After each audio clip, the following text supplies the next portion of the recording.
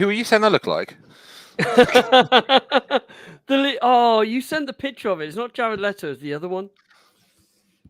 This What is a the? weird way to start the From podcast. Gerard Way. Gerard Way from My Chemical Romance. That's the band. I Yeah. recognise him, and I was like going, generally can't think of his name. Yeah, that's the day-to-day emo vibes that I just project onto people with my side parting and my shaved hair, and my little skinny black tie, and my skinny black jeans.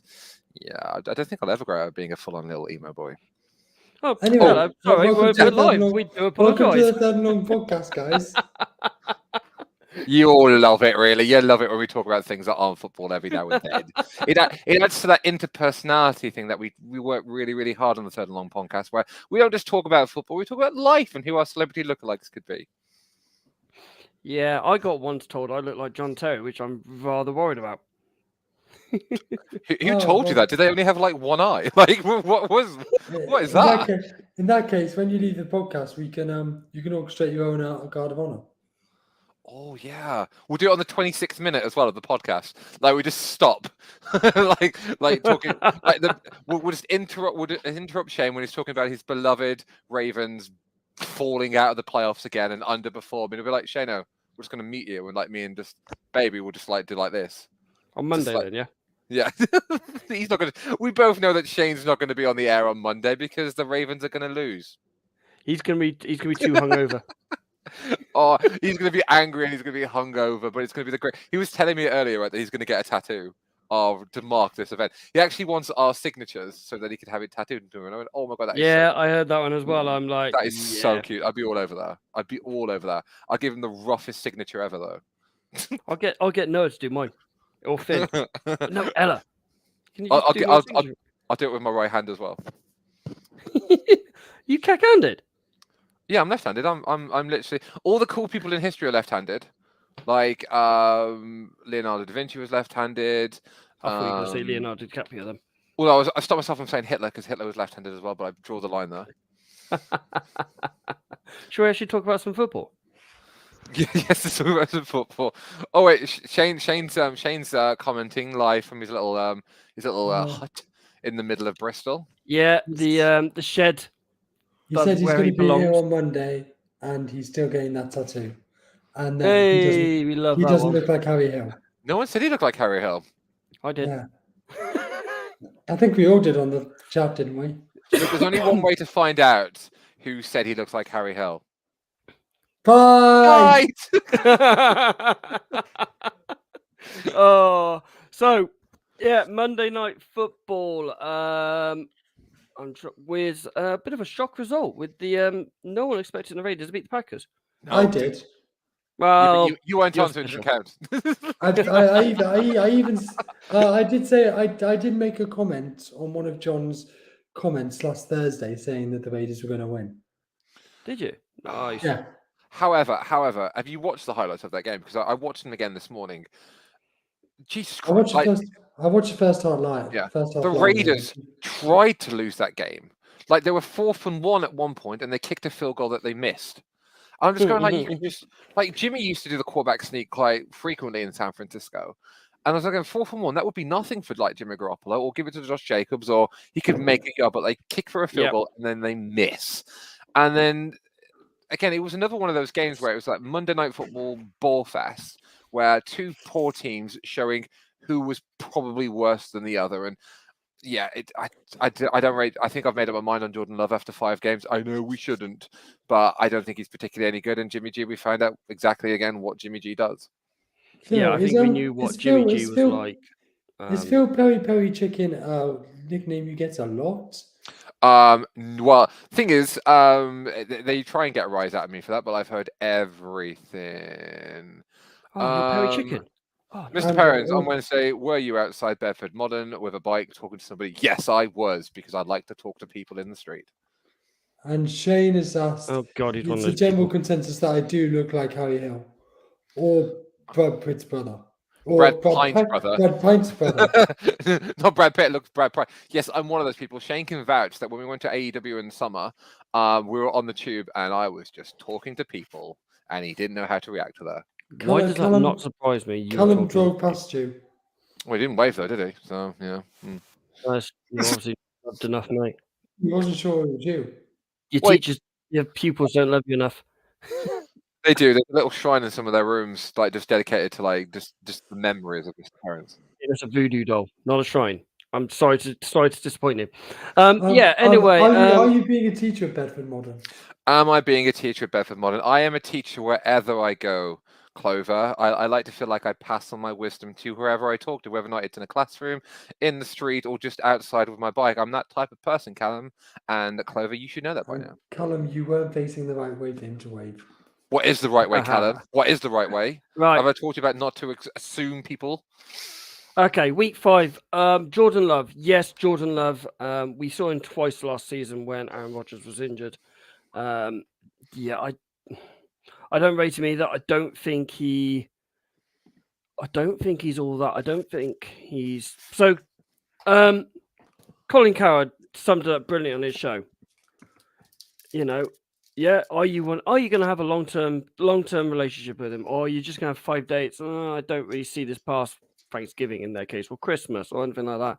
Do I see myself sitting opposite Christmas dinner eating like turkey with him, or whatever it is? His QBR rating's 25th in the league, which is pretty rubbish. Yeah. Yeah. I mean, I think they've got a rookie deal with him. Just use the rookie deal. Use that contract for the next couple of years, and then yeah, see what's out there in a couple of years' time. And go from there. Crying out, Kirk Cousins available. That would be interesting.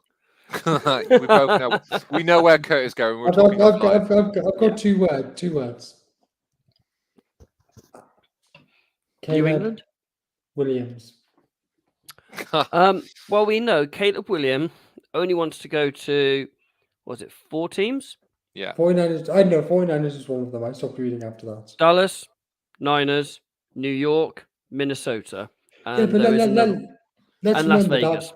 That was before Sunday night. Yeah, true. Dallas might have fallen off by then.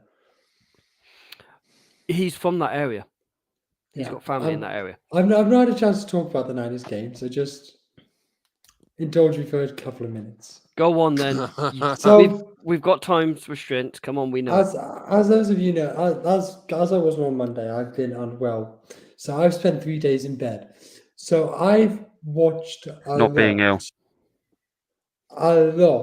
of reaction about the Niners-Cowboys game, and just watching Skip Bayless squirm as Keyshawn Johnson and Richard Sherman are ripping into him is one of the most entertaining things in the world.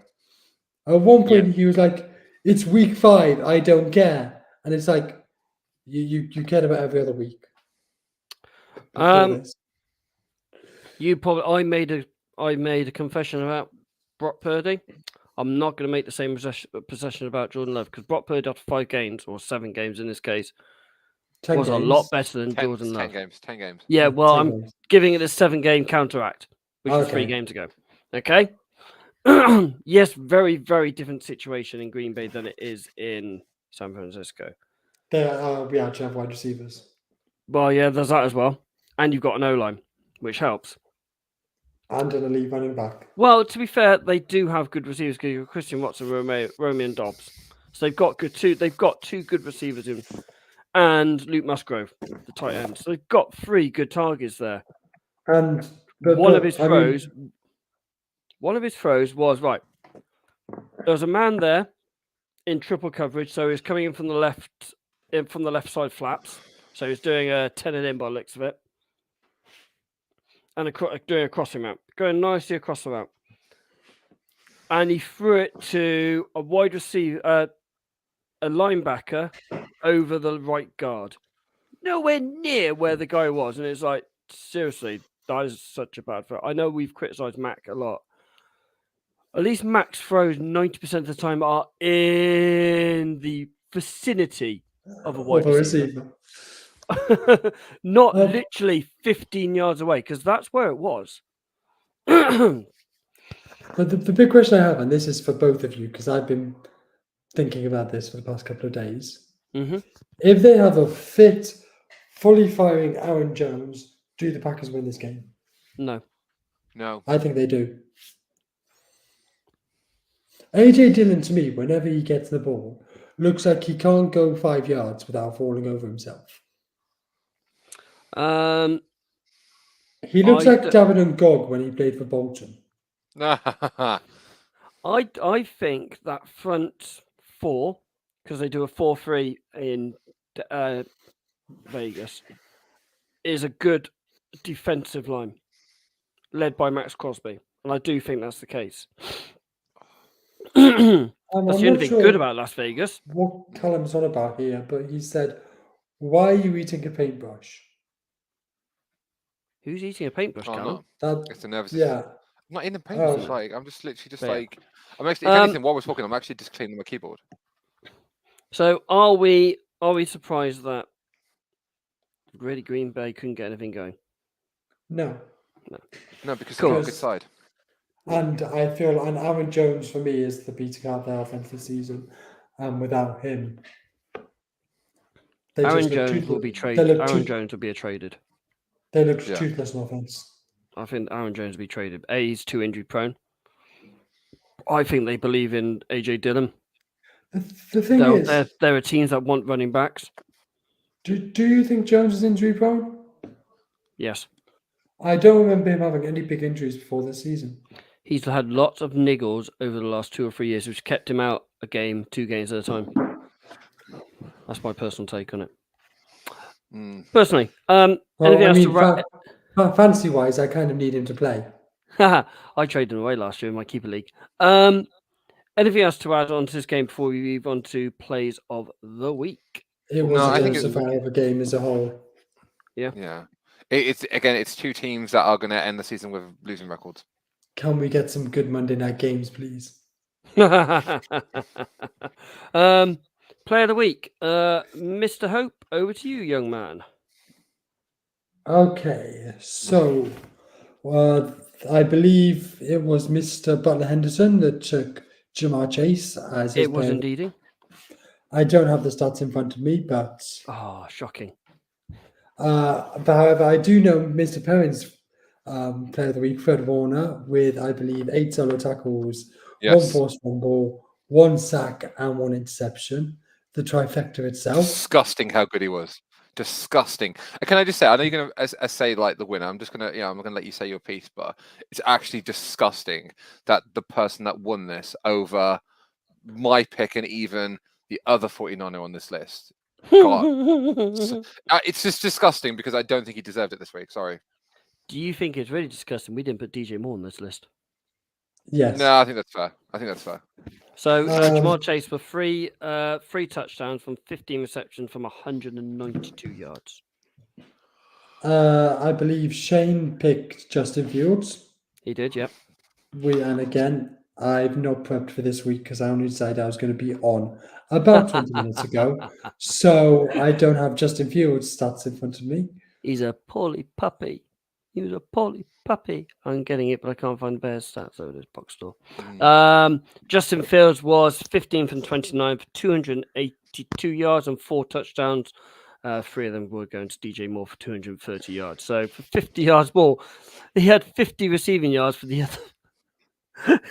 other 2 targets. He only had 50 yards. And then my selection was George Kittle, who had 3 receptions for 3 touchdowns. Yeah. And with 63% of the votes, Jamar Chase won. Whoop, whoop. To be fair, I'm a defensive guy, as this gentleman is down here. Fred Warner had a game. I've watched some of his. I've seen a few videos of him, some breakdowns of his plays. There was one play in particular which literally gave Dak the shits because he didn't know because he went up to go to block the pass. He dropped into coverage. He went out and it's like, this Fred Warner's a player. Fred Warner is a proper baller. Baby Hope is currently dying at the moment. He's going to have that a few times. Hey, he's back. I really think Fred Warner's a good player and could be. I'm going to blow your trumpets here, boys. Outside bet for Defensive Player of the Year. the problem with Fred Warner and DPOY for me, and I think this is the truth, Yep. is he doesn't get the sexy stats. Well, I get. He- what the big sacks? He doesn't Yeah. get the big sacks. He's not going to He's get. not. He's not like Watt. He's not like. He's not like Watt. He's not like Bosa. He doesn't have that particular. I said on the show on Monday, baby, if you didn't hear, he's built like a tight end, Yeah. plays like a DB, happens to be middle linebacker. And I don't think, he doesn't get the recognition that he actually deserves. But go on, continue. Sorry. He doesn't get the sacks like a defensive end does, and the few times it's not been a defensive end that's won, well, defensive lineman that's won, it's been someone like Trayvon Diggs who's got bags and bags of interceptions, which also from middle linebacker you're likely to get. So I think Fred Warner should win Defensive Player of the Year, but unfortunately I don't think he ever will. Yeah. Anyway, we moving on to Rookie of the Week. Rookie of the Week is Mr. Perrins. It is. All right. So we've got Josh Downs, who unfortunately got 0% of the vote. Joint second place, we have Devon Achane for his amazing performance for the Dolphins. Could we argue that maybe have been a breakout performance for that team? I mean, they are statistically the fastest team in the NFL as well for when they've actually been on rushing and receiving yards. Can I read a stat? They are the top. Him, Waddle, and Mostert and Hill are the top 3 quickest players in the league. Which is ridiculous. They're fast scoring, which is, again, this is something that McDaniels has took from the West Coast over to the East Coast, and he's making the most of it. And again, massively underrated head coach is Mike McDaniels. Also joined second place, probably the hardest job that weekend, kicking that many field goals after those San Francisco 49er touchdowns. He must have iced his leg after that particular performance just to keep it fresh for Cleveland, and maybe the 10 that he's going to have to kick on Sunday after 6 o'clock. But number one, Detroit Lions tight end, Sam Laporta. Again, amazing breakout game for that tight end as well. Drafted this year. He's in a Detroit Lions team, which is everybody's second. Unless you're in the NFC North, the Lions have got to be America's second team. Oh, everybody wants them to do well. I've just got a little stat about Sam Laporta, actually. I've just seen it on Twitter. Do. He is currently, according to Next Gen Stats, the number 1 tight end at the moment. I'm not surprised. And that's insane, isn't it? And again, that whole team is clicking. And I know we're only talking about the rookies at this moment in time, but it's amazing when you see a team that's clicking at the right time, then their rookies come in and buy into that and adapt to that. So it's not just, him having this standout performance because he is, he did win it quite comfortably in the end. But he's bought into that franchise. And again, Detroit are brilliant this year, and he's very much a part of that and will be a Jared Goff number 1 weapon going forward. Yeah, I think you could see Goff being the QB in that league on that team for a few more years at least, especially while Dan Campbell's in charge. Yeah. We're speaking off air about New England. There is a certain offensive coordinator, Ben Johnson, who I really would mind as New England's next head coach. Not going to happen. I think he's been absolutely superb. I really, really do. Jared Mayo's already basically going to be. He will be your next head coach. End of. Yeah. It depends who is in charge come Black Monday. So are you saying if Belichick isn't GM, that might not be the case? Correct. Well, surely Belichick goes as coach, he has to go as GM too. He will be going as GM. I guarantee. I've read a report today that Robert Kraft has pretty much gone. If things don't pick up, you're gone. Okay, let's look at plays of the week. There are several of them. We've had an argument about one play, and it's this one here. So it's exactly the same play, but literally about 3 yards further. It's about 10 yards further. It's the tight end touchdown from the kids. So this was Ollie. Patrick Surtain. That's a great catch. What did you call it on Monday's show? The dick catch. The dick pic, yeah. This I is love Hutchins' 100 interception. That was Yeah. super. I love that. You know pick. what? I've seen that clip so many times, and every time I cannot see the ball. It's still, and then it is Devon H.A.'s picked by Shano, 76-yard touchdown run. If I this love how plays there was- properly, it was a great. He wasn't even touched. Look I at love that. how You there can was see the a- gap there. There was an 102-yard pick six this week, and none of us chose it. Yeah. Yeah, I know. It's ridiculous, isn't it? I mean, can I just- the video's playing now, but he wasn't even touched. It was ridiculous. I'll just say this very quickly. With like the Detroit Lions flea flicker, which is amazing, by the way. I reckon Shanahan looked at that, knowing that it was in our playbook, and went, "Crap, I've got to do it this weekend before defenses have enough time to adapt to it." Yeah, I'm pretty sure probably. that is the only reason why he called that play. One, against Dallas, but also at the same time, he's like, "If I don't do it this weekend, I'm never going to be able to do it this season." And I was like, I mean, I can imagine. I mean, we've had it in the NFC Championship game. It just didn't work, Yeah. mainly because McCaffrey was a quarterback. Do you know that Sam Laporta and George Kittle are the same agents? Yes. I knew that. So No, Sam Laporta told his know. agent, who told George Kittle, so that's why it got played that day, because of that reason only. You think? Yep. I will find the video. I've Oh. seen a video. It says exactly that. I think I might even sent it to you guys. no, Actually. like we've had it in our playbook for a while. Like I said, we've Yeah. had it last Yeah. season. It is a common play, but that double reverse lateral type thing before it goes downfield. Yeah. But it's not been the quarterback throws it. It's very rare. I don't think it's ever been the tight end. It's normally a running back or your speedster that plays it, isn't it? Yeah. It's normally Yeah. that kind of play. I do think the two defensive plays were brilliant. That grab from Aiden Hutchinson, I don't know how he managed to hold on to that ball. Yeah, I never will because I cannot see the ball on that clip. I It's just brilliant. can't. Oh, I've watched it like 6 times and I just can't see the ball. I mean, he did get a little bit injured on that, but he's fit, he's healthy, he's going to be playing this weekend, so not Yep. worry about Surtain's concentration to grab that ball, to have an extra ball between his legs. Wait, Denver is apparently Surtain is the only player Denver have no interest in trading. Apparently everybody else is like effectively on the block. Wow.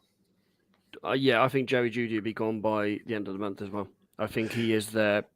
There's a few teams, no names, New England, that seriously need a that's true WR1, and if we get Jerry Jeudy fit, he is. I mean, Giants need a WR1 too. Yeah, they also need a QB as well. What? New England don't. Well, much so much as we'll have that argument another time. The ugly argument of turf and grass has topped up again because Yep. there has been a spate of injuries shown up on the show. It started on the week. It starts off with James Conner's knee. Matt Milano's on IR due to knee injury as well. You've got a pec injury from the Bills as well. Leighton Van Der Vesch is another one that's gone down with his neck injury, which is really weird because he has that neck roll. Yeah. as Dave, well. have you seen what happened? No, I haven't actually. So Trent Williams blocked Van Der Esch into Parsons. Okay. Fair enough.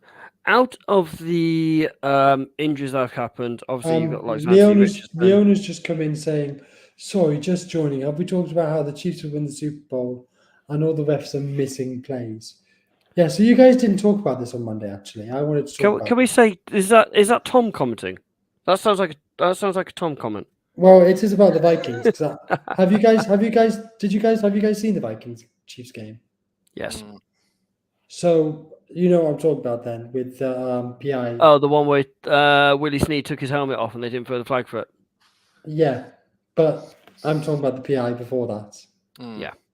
So the PI happened, and to be honest, I think picking up the flag was probably the right decision because it wasn't PI. But the fact that the ref said to Snead, "Put your helmet back on," when what he should have been saying is unsportsmanlike conduct, 15 yards. Right. I have a thing to say about this. I like what the ref did. I like the ref that the fact he's gone, he's emotional moment. He's not thrown his helmet down. He's not gone mad. He's not gone lost his shit with me. He's just pulled his helmet on top of his head because he still kept his helmet on. It's just resting on top of his head, going, "How? How is that PI?" He's asked the question. Yes, the rules state he shouldn't take his helmet, but I like the refs had his common sense and gone, "I'll tell you what, I'm not going to throw a flag for that." Yes, he's taken his helmet off. Yes, he's pulled his helmet off, but he's done it from what I can see. He's not sworn at the ref from what I can tell from all of it leaders. He's just answered the question how. Yeah. And I like the ref to use his common sense to go, yeah, okay. And I know the people are going to go, oh, you can't do one rule for that, one for the other. But it's good common sense use and it's great sensible referee. We say so often enough that in our game that you don't see it properly. You don't see refs using their common sense. It's letter law, blah, blah, blah, blah, blah. Regarding the pass interference, I'm going to disagree with you because that was holding. He had him inside his pads on his right arm. Yeah, that was holding. So we disagree because I think if you take your helmet off, we need consistency and it should have been flagged. But I don't think the PI was a flag. Okay. Mr. Parent? I'm entitled to believe with both of you. So like, if the rules are the rules, okay. I understand using emotional intelligence. I understand the referee using common sense. But if you don't follow the rules, it creates more harm in the mid to long term, especially in terms of how players show their etiquette on the field. I do agree. It was holding. We had him under his pads, but I probably would have given it unsportsmanlike conduct, like 15-yard penalty. What? So it would have been back for. It would have been a spot foul. It would have been back from, and it would have been automatic first down. Yeah. But here's my question. So this PI and this helmet thing was on 4th down. Yep. And if the sneak penalty had been given, it would have just backed KC up 15 yards, which does make a difference, but doesn't make a massive difference. It would have put them on the 35, if I remember correctly. No, I think they started on 35 anyway, didn't they? I don't think it was that close. Anyway, but technically, when he took his helmet off, it was technically Minnesota ball because the PI foul had happened. I'm not sure if that changes things. They would have taken the more serious foul, which is the unsportsmanlike conduct, which is the 15-yard penalty, not the spot foul. I think that's how it goes. They take the class as the more serious foul, and the unsportsmanlike conduct is higher than what would have been the spot foul of the holding pass interference. But they still would have had 4 downs. Yeah, but the spot foul would have taken it to the 1. It's yardage. Normally, a spot, the holding plays or the pass interference is normally within the first 5 yards or it is downfield. But I think it's because the end zone, I think, it's a grey area because it would have been on the 1, but I don't know. Anyway, back onto injuries. Yeah, there is. I think the Buffalo one is a massive in Matt Milano. Actually, you got some comments. So Leona said, "Nope, that's me," but I'm assuming she was with Tom watching the game. Vikings last week, and the Jets. Shane has said, "Finally, someone's addressing the blatant cheating." Leona said that it was definitely PI, and then Callum said, "Bye." Yeah, bye, Callum. I've watched that Jets Chiefs play, and I still can't see where the flag comes from and what it's there for, because there's no holding. But I mean, Kelly always says everything equals itself out during the season. She always says that with football, with VR. Hey, great that time. Oh yeah. Let's not get into that. But Injury wise, what I'm saying is I want to go back to 2012 and change that one flag from that one game, so the Niners win the Super Bowl.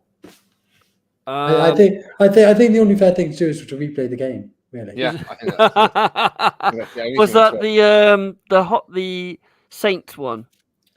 No, because we won that game. It was Super Bowl. Yeah, it was the Super Bowl between San Francisco and Baltimore, where it's a blatant PI with essentially the last play of the game that the referees missed. Yeah, Saints against in the Superdome with the blatant PI as well at the end of the game where it wiped up. Or I can't think who were they playing against. It was the Rams.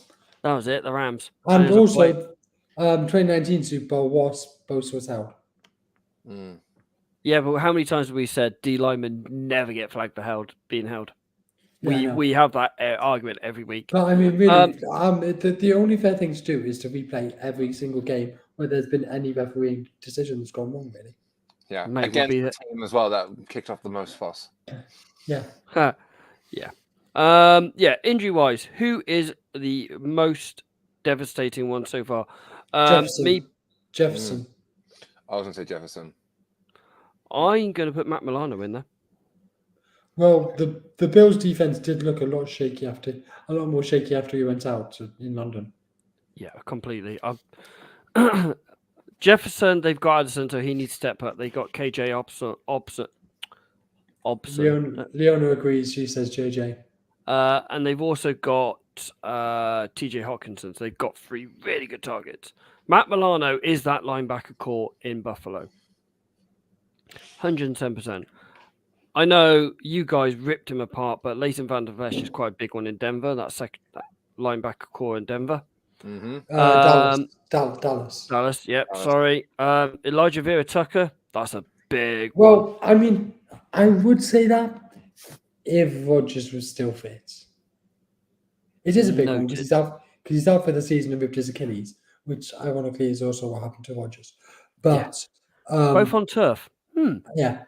I just feel like if it was for a more relevant team, I might be a bit more thinking it's a big. What it says about me with Vera Tucker is that he can play both guards and both and both tackles like it's his natural position. Oh, he's a great player, Vera Tucker. He is the best player on that team because of that versatility he's got. He is superb. You might see Mr. Hope doing every now and then. He is literally dying.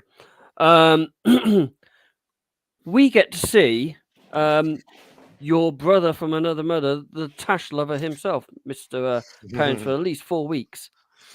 Look at that smile on his face when we mentioned Gardner. He's amazing, and I said on the show on Monday, and this is not a knock against Richardson at all. I think he's very talented, and I said on Monday night as well. You play your rookies, like especially that season, especially if you're all involved in terms of this rebuild. It's not like a Trey Lance situation where he was a project QB in a Super Bowl contending team. The Colts are going to be building up, but you can't deny that they are 3-2, and the 2 games that Richardson played, they lost. The 3 games that Minshew played in, they've won. Now, I'm not saying he is sent from the heavens and he's the second coming of, Peyton Manning or Andrew Luck, but Minshew is doing almost like what Goff did in Detroit, and he's making this team win. And he's making them look good. There's a swagger to Indianapolis. He also brings a lot of PR because he's well liked by the media. He gives off those positive Tebow vibes, but he seems more of a man's man. And I really just like Minshew, and I don't understand why Baby has such a bee in his bonnet about him, because he's proven you wrong. I do have a bit of a bee in my bonnet about it, but I also don't have the energy this week to fight you on it. So there we go, Minshew. You live to fight another day. He's won. I mean, the way this is, I'm going to see Gardner Minshew in person on the 12th of November in Frankfurt. How sexy is that? Do you think you can get a picture with him? I would, but I'm a bit too high for that. What, you're going to unless I could borrow Andy's pass, unless I could borrow Andy's media pass and get onto the pitch. I wonder if I could do that. Or see if I could dress up as Harry Kane, see if they recognise me. You need to work. Lederhosen on and just talk with an accent. Work What on the your hell list. was that? It's like me German. It's my German accent. Fraulein. German with a bit of Geordie in it. It's true. It's fair, man. I can't hide it, man. Like anytime I try to, it comes back out. The old ugly argument of turf versus graph has popped up again. We've had this discussion earlier on this season. I'm on the injury list this week. Oh no. He is. Yeah, Shayna's going to be on the injury list on Monday when he's hung out of his arse. I was questionable for the podcast. He was. It was a game day decision. Yes. Okay. A lot of these injuries have happened on turf pitches. The NFLPA have gone, we have got to change this no matter what. Yeah. You know, they've gone, these pitches have been built with turf in domes and stuff like that going, you can't use that as an excuse anymore. You can have pot dens growing in a bloody attic under UV lights. You can grow grass. Somebody's listening to New Heights. Yeah, I did. I did. And I just thought that's a brilliant line. I mean, Jason Kelsey and Travis Kelsey and New Heights had a really strong argument about it. And it's like, yeah, they are spot on. The only way it's going to happen now, if something happens, if the players go on protest, I think. Yeah. And go, we're not playing. That's the only way it's going to get changed now. We don't see on it, or very rarely. The problem with like player protests, and I think it's unlike, say, when like teachers go on strike to a degree, or when rail workers or nurses and things like that, because you have such an array in the NFL of quarterbacks who get paid an insane amount of money, and then kickers who get paid such a small amount of money, in comparison. So you're going to need to have literally all of those positions, all of those players, all in agreement that something has to change. And did you catch the? You sent it to me, the Kelsey Brothers podcast where they were talking about her. Yeah, I think it needs to take something like that.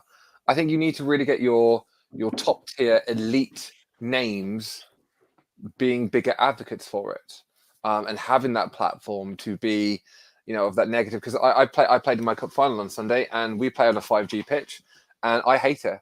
And I'm a goalkeeper, and I hate it. When you run, there's a different feel to when you run on 5G to when you run on grass. It sounds daft, but like grass is you have a bit more bounce to you. It feels a lot more natural. It feels natural, obviously. But like 5G, when you run at those high speeds, and when you bounce, the cartilage in your legs, and this is why we've got so many ACL things. Our cartilage is essentially like marshmallow, that keeps our bones together.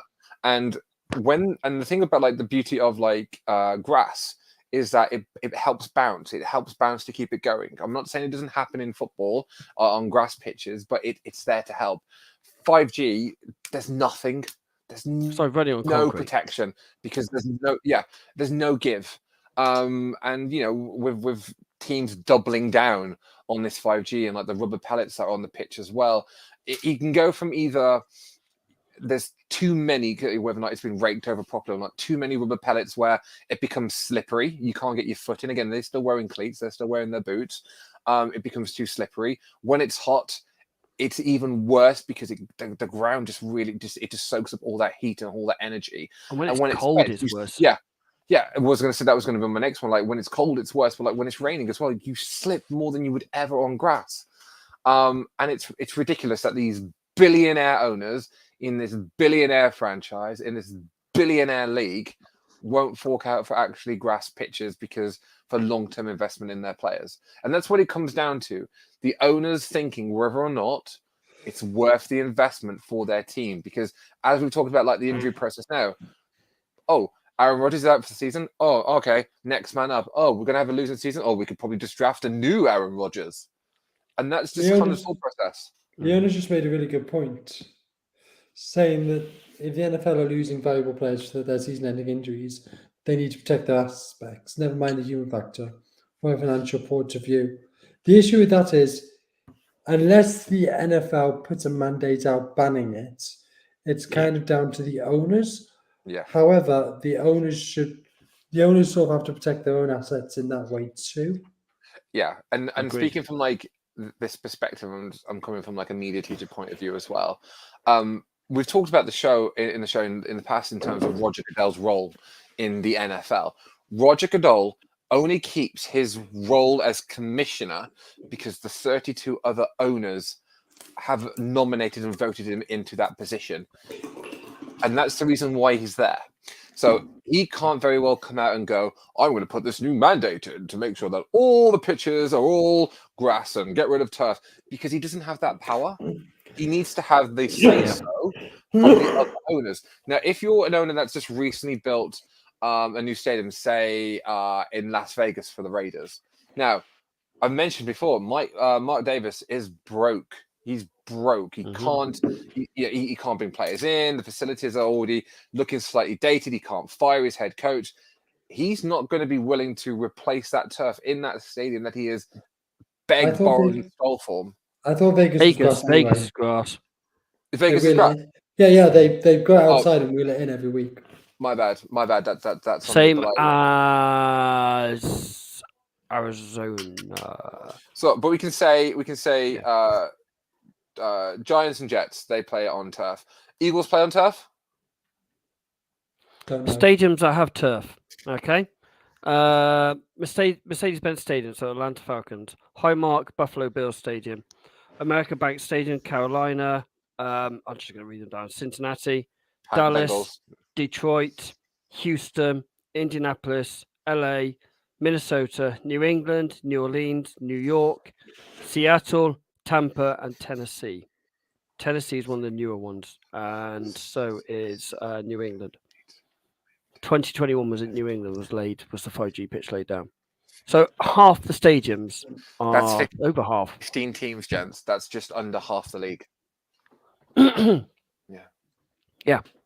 Play on turf. Well, no, I mean, you can. I mean, it would be half because Jets and Giants play in the same on the same field. So and LA and so do LA. So it's hard. It's going to be hard from that aspect to kind of bring it off.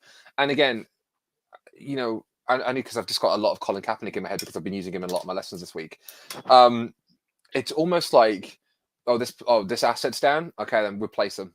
And that's been the league mantra for a long time. Okay, let's go for like the biggest names. Like in the 80s, you had Joe Montana and Dan Marino. They come to the end of life. Just replace them with Steve Young and Troy Aikman and Brett Favre. Brett Favre's gone. Let's just replace him with Peyton Manning and Tom Brady. And they've all gone now. Pat Mahomes and Josh Allen. They will just replace them as they see fit. I mean, the Colts didn't think twice about drafting Andrew Luck and got rid of Peyton Manning really, really quickly. That's how value that they put into their Hall of Fame Super Bowl winning quarterback. We'll just get rid of him. Get Andrew Luck. He's better. He's younger. And I think that is just, you can't play? All right, well, there's someone else that can. And someone else that might be cheaper. And that's always the next man up. Yeah. And I think unless there is a whole 32 team, every single player sit out and consistent, I mean, the NFL aren't going to do anything. It's all right bitching and moaning on your podcast where you have a couple 100,000 people listening on Spotify. Oh, wow, that's great. The owners aren't going to care. You've got a question here, Phil, about the media, saying, is there anything the fans could do from a media point of view? Fans watching the Heroes go down week after week. If the players want protests, could the fans not? I'll let the media teacher take this one. So this is where like the power of the media, it can be quite tenfold, and you have to think about the representation of media, because when a news source, let's say what's going on like in the world at the moment in time, it gets reported by the BBC News. That means it's one voice telling you one side of the story. That means that one person has a lot of power to influence and spread.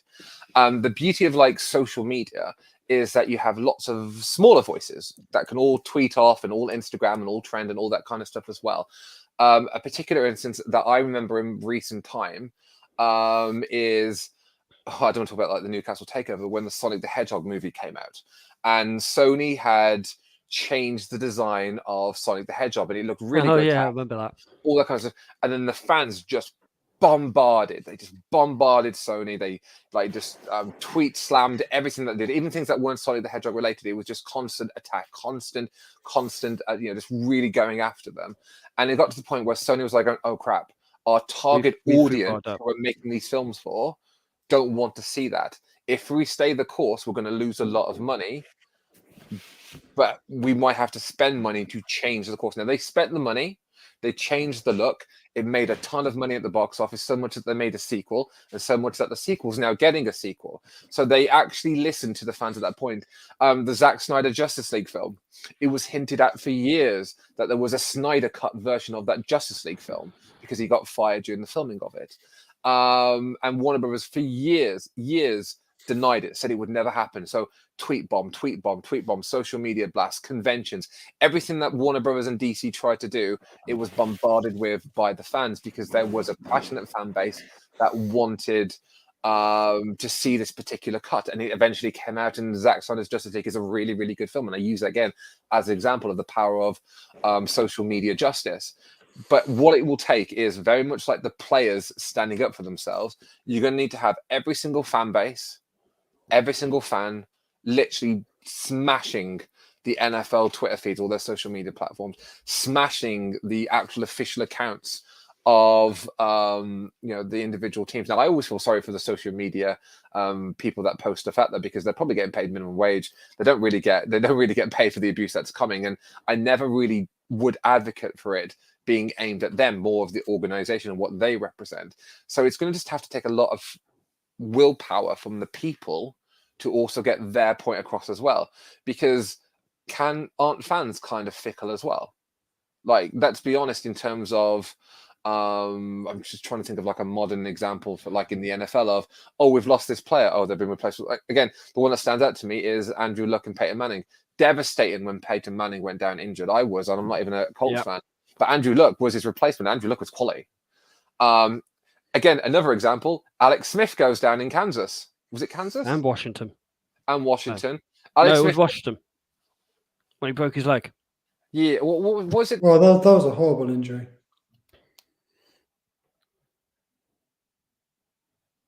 Mr. Parents has muted himself, not me. Yeah, I know what he's on about. That it's the NFL is the next man up mentality. So it's not. Leona's just coming in saying, so get the media bro at the moment, Travis Kelce, to go down on a turf pitch, add all the Swift fans, problem solved. Yeah, that almost happened at the weekend. And for some reason, we can't hear Phil. Sometimes some people will say that's not a bad thing, but we like Mr. Parents. Sorry, I don't think Travis Kelce is a big enough name. I think it needs to be Pat Mahomes, Josh Allen. I think it needs to be Saquon Barkley. I think it needs to be George Kittle. I think it needs to be Travis Kelce as well. I think you need to get a variety of huge NFL well-known faces to get them. I mean, it'd been amazing if Tom Brady was still around and he would have done it when he was still in the league. Like, you need to just get those poster boys, and Travis Kelce is a big name, but at this moment in time, because of the whole Taylor Swift thing, he's slightly polarizing.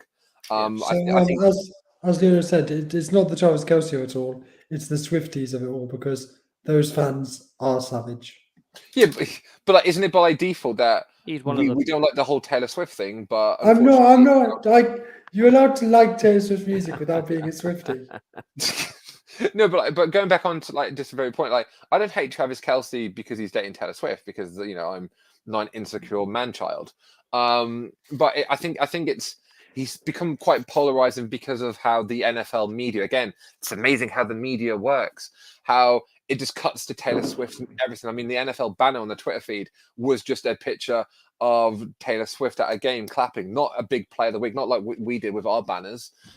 It would just become like that. So by default, I now dislike Travis Kelce more because of how his girlfriend has been almost shoved down our faces on NFL TV. Yeah, but I don't think it's matter whether Travis Kelce is liked or not. It's just about getting the Swifties on the NFL. Yeah. on the NFL's case about changing turf. Well, talk about NFL. That even work though? Like, to be honest, would that even work? No, I don't Talk think it about- would. I reckon She's if just he went down, he would. Taylor Swift and Kelsey, and I'm not preempting how I think their relationship's going to go. It is not. I don't think it's going to be a long-term thing. It'll just be, it's a peak thing, and then either like they'll become really private and go out of the way, or they'll just split up and she'll go a separate way, and so will he. So I don't think. write some broke up songs. Yeah, if anything, I'll be devastated for Travis.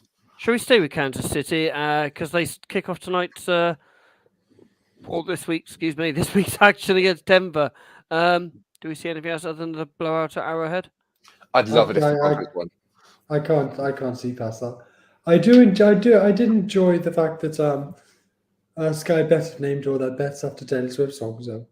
Again, another reason to hate this whole NFL thing at the moment. And Leona's come back saying, "Don't get me wrong, we love Travis Kelce, love Swift, hate Travis Kelce and Swift news over games. But if it works, change it. Yeah, if it works, it works. Yeah, And but will it? I think it would. Okay, so we obviously got Kansas kicking off tonight's game. We've got our final game over in London, Baltimore against Tennessee. Shayna will be in tears on Monday because Baltimore are going to disappoint him or really make up. So they're either going to be happy tears or tears of desperate needs.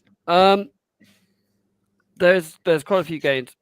Bar you lot beating another team to pulp, is there any other teams that It's your game interests me. what revenge? Just McDaniel's back in New England. We're in Las Vegas. Jacoby against New England. McDaniel's against New England. Jimmy against New England. It's just I've seen quite an interesting tweet Yeah. that Las Vegas have been training Jacoby Myers as a cornerback, so Matt can throw to him.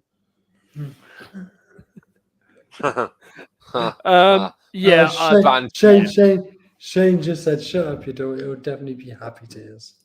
I told you, Shane. I've got some disposable nappies in my car for you, mate. Ready when he drives home. There are.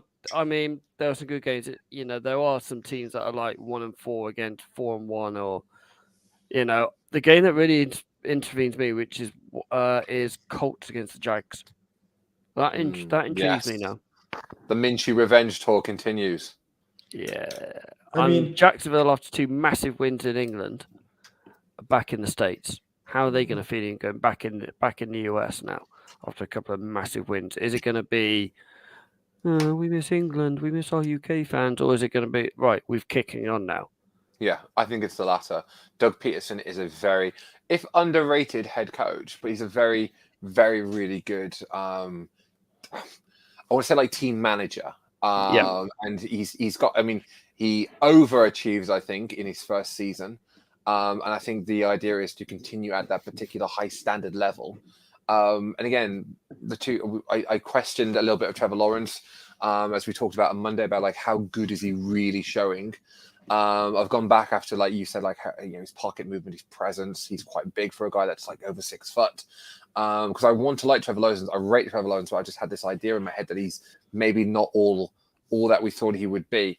I just think the Jags are just on a mission, and they're just going to keep improving. They're like, I would say that they're rung under what Detroit are currently playing at, but they are a very good young team. Leona said home for a comfy win over the Texans because that'll be the Saints. Leona is a Saints fan. To be honest, I think that is probably the hardest game of the week to pick, in my opinion. Yeah. We'll go through our predictions in a minute, but that is I mean, the game I'm most interested in is Monday night, but I'll leave my really. Yeah. Do you want me to go through it now, or? Yeah. The thing that really interests me is Kellen Mond against Dan Quinn. Oh, of course. That's I forgot about that. I forgot Kellen Mond went there. That is the thing that intrigues me about Monday night. Yes. Yeah, I could see that. Yeah. I don't know why, but that really, really, really intrigues me. Nice take, that one. No. I was going to save it for Monday, but No, we can delve more into that on Monday, definitely, mate. Miami are gonna literally the 5-0 team against the 4-1 team against the 0-5 team in Carolina. That's gonna be a bloodbath. As Shane's not here, I do Shane a special. Get your money on Miami, you'll become rich. They are 10-1 on. Atlanta against Washington. That's another tasty matchup. That's another hard game to pick too. Yeah. Desmond Ridder is unbeaten in Atlanta. By the way, I can't remember what I said for my predictions, so I'm just going to totally do them again when we get to it. Hey, that's fine by me. That's a nice segue over to predictions. Vikes should win, and this is too. Vikes should win against the Bears. I think the Bears are going to win. Interesting without JJ. So predictions are the score leaders. After 3 out of 4 correctly for myself, I am on 13. Shane, I believe you predicted the Dallas to win. Yeah, I did. It's the only one I got wrong. Shane didn't get any right. Shane said on 13. Mr. Hope, you have jumped up to 12 after getting 3 out of 4 right. Mr. Perrins, you are dog last on 11 after getting. Which one did I get wrong? Which one did I get wrong? Which one did you get wrong? Bills. Oh yeah. We all predicted the Bills. I was the only one who went Jags. Did you predict Jags? I thought we all predicted went Jags. I went Jags. I was the only one who went Jags. And I love it when I get that things right. I think, right, going back to this, and I do think that Jacksonville Buffalo only flying over on Thursday night hampered them. Oh, and I think that's the Monday show. Can I just go into quickly psychology mode about this? Go on then. So years ago, there was a baseball study done looking at teams flying west to east and teams flying east to west. And although it was found that flying from west to east is easier, there's still a period, and 3 days is not long enough. They always used to. When the international game started here, when it was just the one game and the 2 games, teams used to fly in on the Monday or Tuesday, when there was technically their rest days. Because they don't train on a Monday and Tuesday. Yeah. They go back to train on Monday. The coaches are in. They watch tapes. They do stuff like that, and they always used to fly in then. And now it's come more of a norm, shall we say? The international series is they're flying over later, and I think it's harming the teams that are flying over later more. The teams that are obviously both flying in together and all that. Yeah, I agree with that, and you can just see from Prime of like the Jags basically were in England for like 14 days, more or less. Yeah. And they looked a lot more comfortable. They looked a lot more set. The team flowed a lot better, and it helped with their momentum, not having to dart around and travel across the world. The Bills looked asleep in the first quarter. They were shocking. They only woke up in halfway through the second. Okay. Yeah. Mr. Harris, of course, has gone the Ravens to win in Tottenham. As I'm leading the way, I will go first. I'm not sure that Baltimore are going to win. I generally think it's Tennessee a scrappy little team. I say little, and you got Derrick Henry as your running back. Yeah, but he's looked good. Henry's looked good. He's looked good, and he's thrown 2 touchdown passes. Yeah. He's thrown as many touchdown passes as Tannehill, I swear. So I'm going Tennessee. I don't know. Baltimore don't look right. They haven't got Odell firing. Their wide receivers can't catch cold. And trust me, as a Patriots fan, I know what that looks like. So I'm going Tennessee to win. Mr. Hope, as you are second. So I'm going to go Baltimore. I just think Treylon Burks is not traveling to London. I think that's a big loss for Tennessee.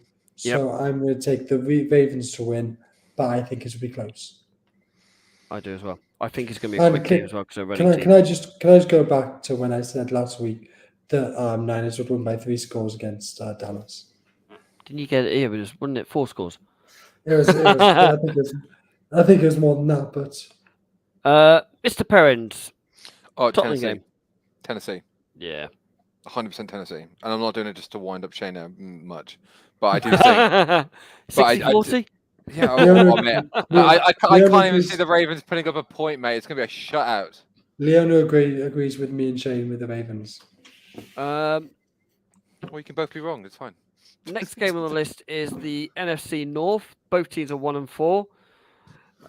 Vikings against the Ravens. Vikings are without playing the Bears. Justin James. Yeah. Yeah, Vikings are Bears playing the even. Bears. That's what I meant. They're both 1-4. Vikings without Justin Jefferson. I am going for Chicago win. Mr. Hope. I'm going to disagree with you again, Mr. Butler Henderson. I feel like with KJ Osborne, TJ Hawkinson, Jordan Addison, I think they will have, and I mean, they still have Mattison, who's, well, Oh, what? The I football think- game? yeah. I just think they will have enough to get past our hapless Bears team.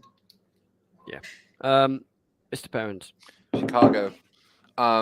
Without JJ, the Vikings have no offense. They've got no run game, and they are showing that every single matchup. Fields is coming off of arguably his 2 best ever games in Chicago, and this is a game that I genuinely believe that the Bears are going to go into thinking it's their best opportunity to then win another matchup against one of their divisional rivals. I just Leona don't see. agrees. I don't see it. I generally don't think the Vikings are going to win. I think this is begrudgingly, because I actually do like the Vikings.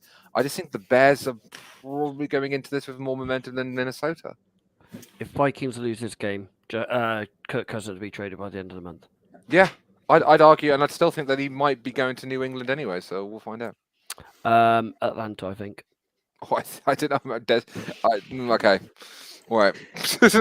I don't know. There's something about it. This is, you've called it already, Mr. Hope. This is a incredibly tight game. I still don't know myself. It is Saints against the Texans. I'll tell you, I don't know what it is. CJ Stroud looks good. Nico Collins is good. They've still got a really good running back in Damian Pierce. Texans. For once, Mr. Butler Henderson, I actually agree with you. And it's I've not also because got Saints dicked us last week. I've also got the Texans to win this game, but I think it'll be very close. I just believe in CJ Stroud a little more than I believe in Derek Carr because Derek Carr is just Derek Carr. yeah. And not fit. Let's put it that way. We've lost Mr. Perrins. Did Shane say the Saints, if I recall? Yeah, Shane said the Saints. He's also got the And I Vikings. believe, yeah. We'll catch Mr. Perrins up in a minute. I do have his, in case something goes wrong, we'll let him catch up in a minute. The last game is the Cardinals against the Rams. So NFC South game? So Leona's just going it's NFC West. Rude all of West, you, yeah. Saints. Leona is, yeah. So, yeah, I mean, come on. Niners are in that division. It's not going to be the South. Yeah. We're Rams North against California. Yeah. I don't know what's happening to Mr. Perrins. We're having an issue. Oh, that's an improvement. I'll just say Rams. Puka Yeah. Nacua. Cooper Cup was on fire last week. The defense is better. The offense is better. It's Completely. Rams all day. There is something about that Rams offense. They look better than they did when they went to the Super Bowl under Jared Goff. They look more complete. Yeah, And I don't Leona's know if actually saying Cardinals. Ooh, Mr. Perrins, what is going on with your computer, dear man? My laptop died, and now my camera won't work. All right, there we go. Saints and Texans, dear sir. I'm gonna go with Houston. I almost went the I didn't choose Houston then, but yeah. And the Cardinals against the Rams. I think the Cardinals. Oh, then saying that though, I really Which thought team the do you Cardinals hate the played well least? against us. To be fair, probably Arizona. So we'll go with Arizona. Is that John, you? John has gone Ravens, Bears, Texans, Rams. Welcome back, John. You've been quiet. John, would you like to have a tweet match on Sunday night about the game? Should we tweet each other going on or have a catch up? Because I know we're going to have a bit of a laugh about it somewhere along the line. One of us is going to be crying, or we're both going to be crying because we're both that bad. Nice. Okay. We've come to the end of the week show. We will be a foursome back on Monday. We are all four of us are going to be at Tottenham on Sunday. If you see us, we'll have the flag that's over my left shoulder with us. Gents, as well. what are we going to be wearing, by the way? Like, just so that our fans can like spot us in the crowd. I'll be wearing a black and red 85 Kittle shirt with a salute to service Niners cap on. Oh, you such a legend. Hendo, what are you wearing? My red Carl Duggar jersey. Oh, nice. My throwback one. Love that jersey. What will you be wearing, Mister? Oh, I was just waiting for one of you to ask me. I thought it would just be kind of like, nice if you would have asked. I'm going to be wearing my my throwback 94 Steve Young jersey. That's what I'll be wearing. So John just said, I'm used to crying, but crying is new for New England fans. Mate, you have no idea. You are New England fans, right? Go back to the island of irrelevancy that you all were from before 2001, because the Patriots were nothing until Tom Brady. I'm going to argue slightly because we were. Who's the best way to put it now? What's a mid team now? Baltimore. There you go. Sorry, Shane, but we are like a Baltimore where we were nearly there all the time. Drew Bledsoe was a brilliant quarterback until he went down. It's true. And then, until he went to go and play for Buffalo. In an alternative universe, Drew Bledsoe has one Super Bowl ring. and that's it. I'm not sure what Leona means here, but she says Fleur de Lis look good on everyone. I'm not sure if that goes over my head. I don't really Definitely. And isn't Fleur de Lis a song? I have no idea. I thought you were talking about Matt LaFleur. Yes. Okay. Ladies and gentlemen, like I said, we will be around on. Why didn't you wear your Trey Lance jersey? John, I kid you not. I've decided, because I bought 2 Trey Lance jerseys, I'm keeping one for now.